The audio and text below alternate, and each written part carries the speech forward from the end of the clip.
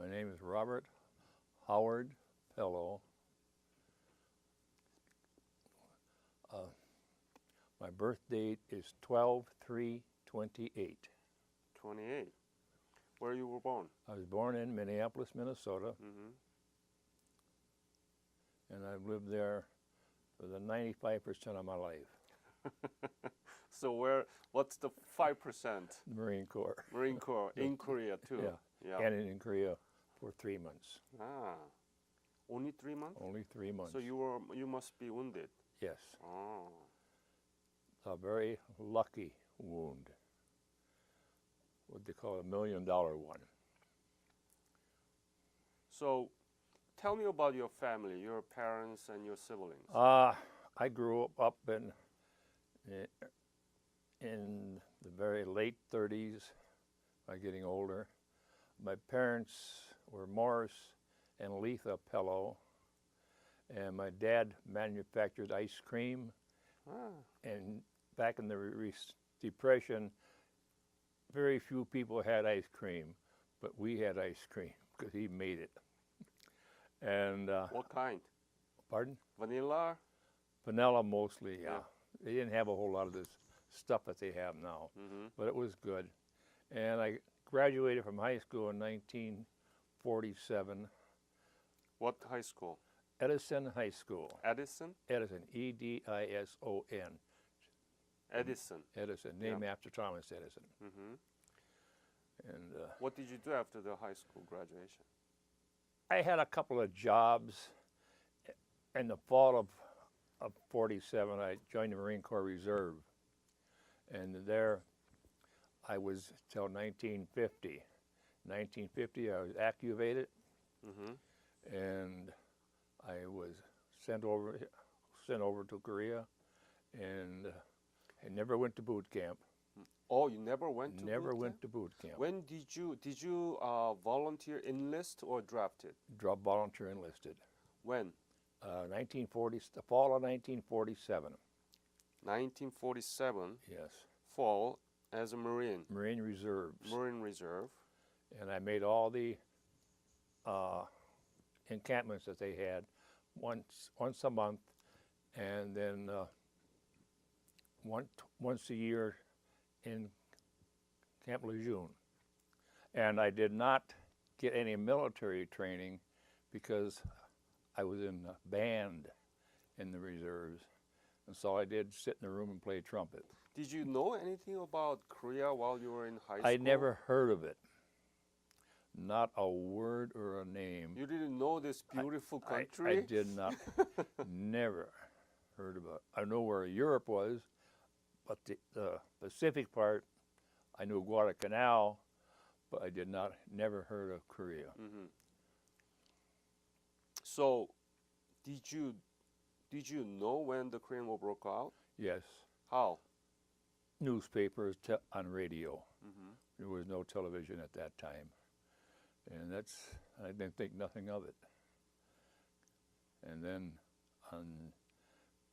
we heard the reserves were going to be called up, and it was in August we got called up, and it took us 3 days to get to California. 10 days later, we shipped out on ship to Korea. Do you remember the month or the dates that you left for Korea?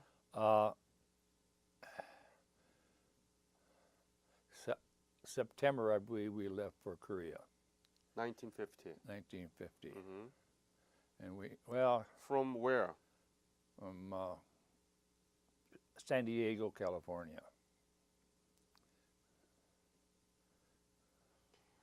Were you instructed anything about Korea at the time that you were departing? Not a word that I can remember of. Mm-hmm. We never heard of nothing. So you haven't received any military training? Basically, no. No, and you're about to go to war? Yeah, Weapons Company, 2nd Bat, 7th Marines, 1st Marine Division. Were you afraid? No. You didn't know how... I didn't worry a day or a minute about it. Oh my God! Because I didn't know what I was getting into. You don't worry about what you don't know. Mm-hmm. Wow. And when we landed at Incheon, a week after the initial landing, so all we did was walk, climb a hill, walk some more, walk for 2 weeks. So all we did was walk. Mm-hmm. Never fired a weapon. We went back to Incheon and reboarded a ship and went down around Korea and up on the other side. Where were you headed after you landed in Incheon? You said that you walked for two weeks. I don't know where we were going. Huh. We just kept walking. Maybe the officers knew where we were going. Uh-huh. Us grunts, we just went where we were told to go.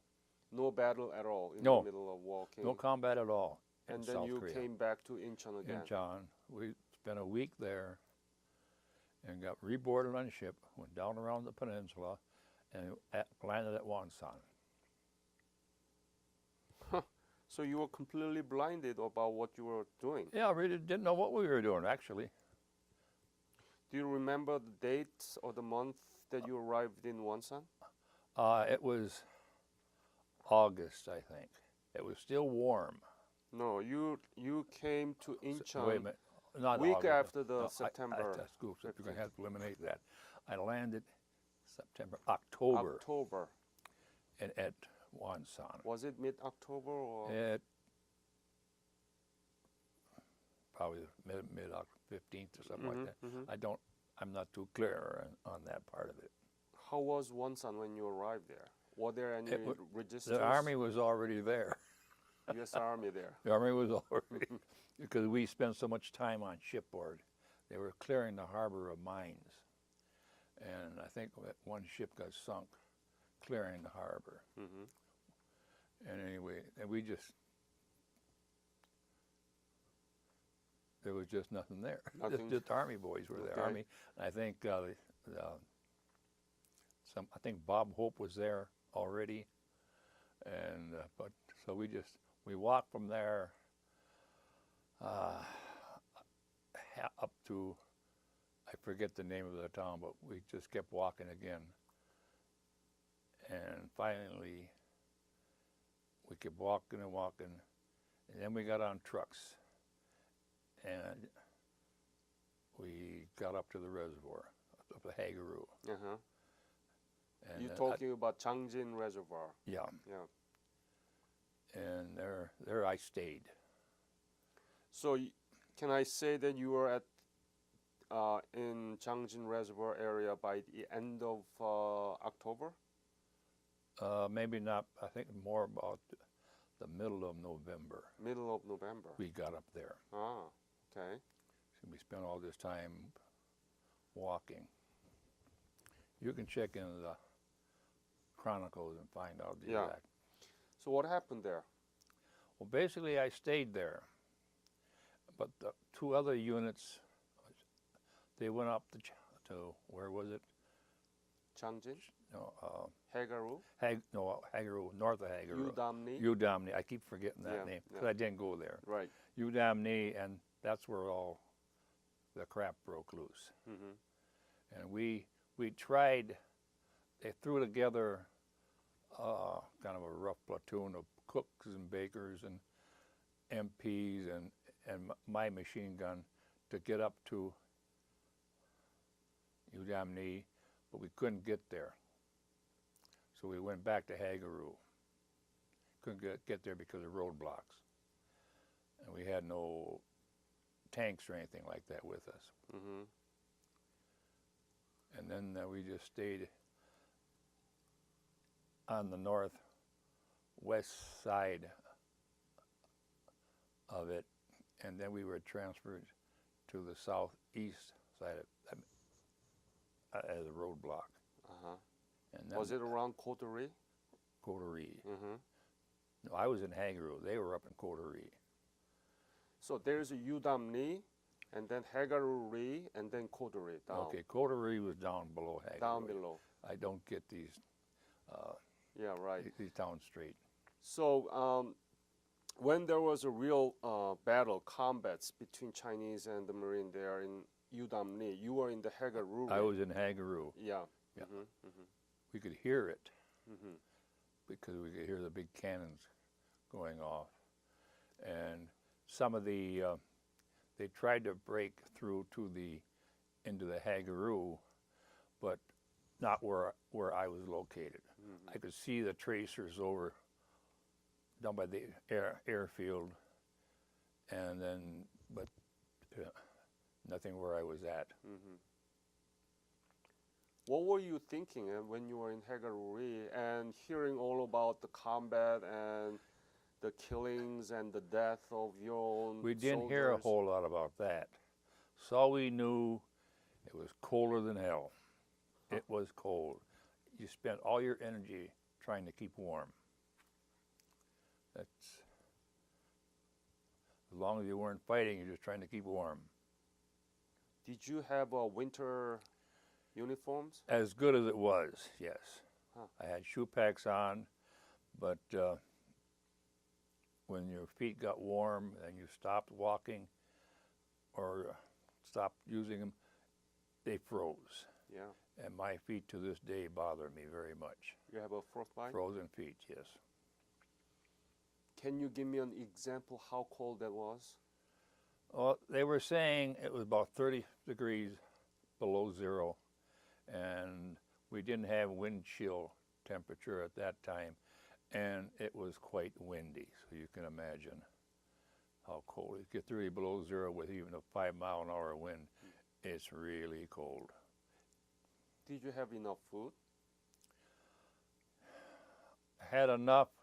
You really wasn't very hungry, but you ate Tootsie Rolls. The candy. Tootsie Rolls. Yeah. You know, the candy, Yeah. because they shipped a whole bunch of that up to us. That's what the Marines lived on, was Tootsie Rolls. You didn't have Because sea you ration?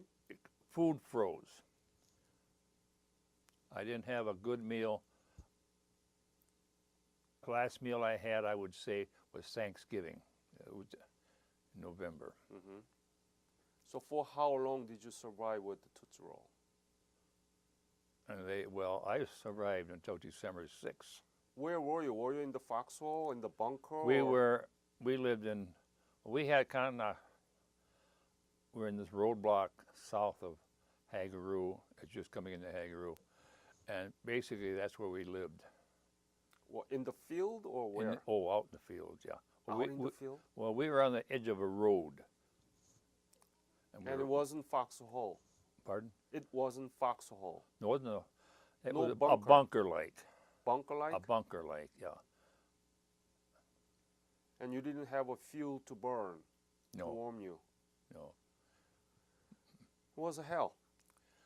No, it was too cold to be hell. And when am I going to get out of here?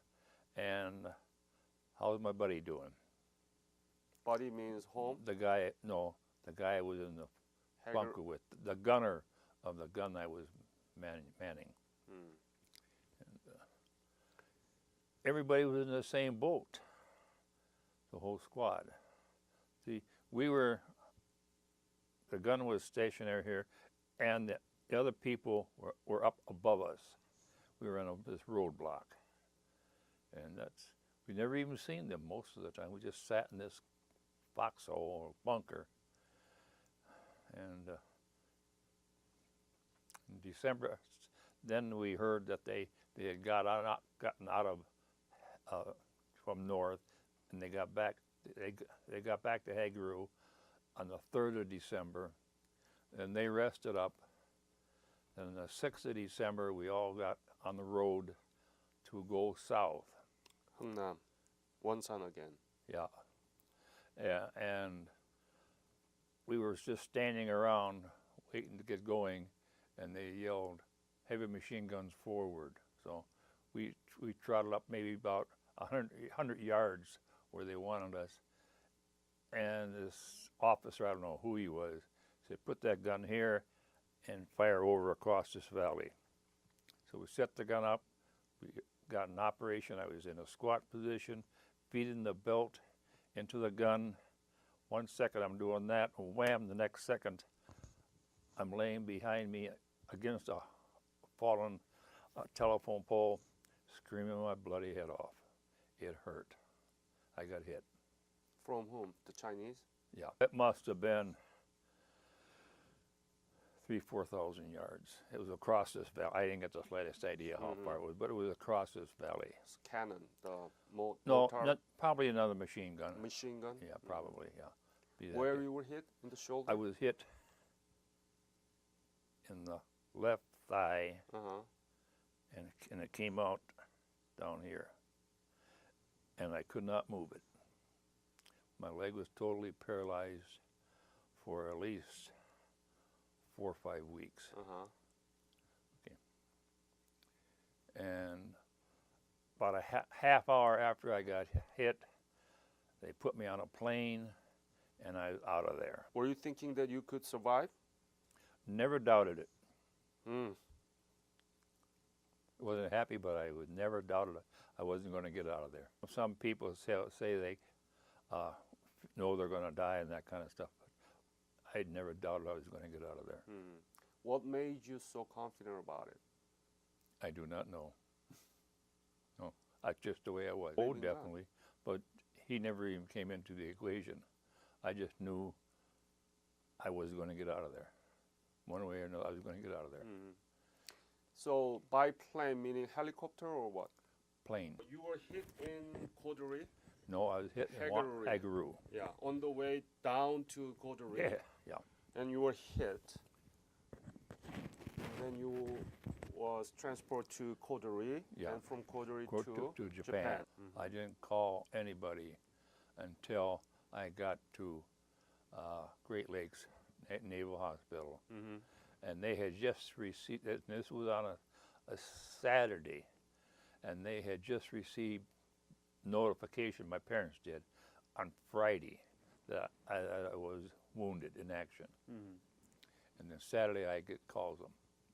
And then Sunday afternoon, my fiance and my mother were there in the hospital. How do you feel now with your left leg? Do you have any problem now? Yes, I do. Both of my feet bother me, and sometimes they hurt like crazy, and it's just they can't do a thing with it. Because of the Frostbite. wounds? No, the wound. Wounds. The wound is wound did me no problem at all. Oh, okay. And although they give me 10% discount in ability for it, but mainly my feet frozen, nerve damage. Sometimes I get it all the way up to my hip. I've never really thought about it in a perspective. That was my life, and that's what it was. It was what it was. You don't regret? No. No. Actually, I'm very glad I went through all that because I have met an awful lot of very nice people because of it. Hmm. And my life right now is governed by that.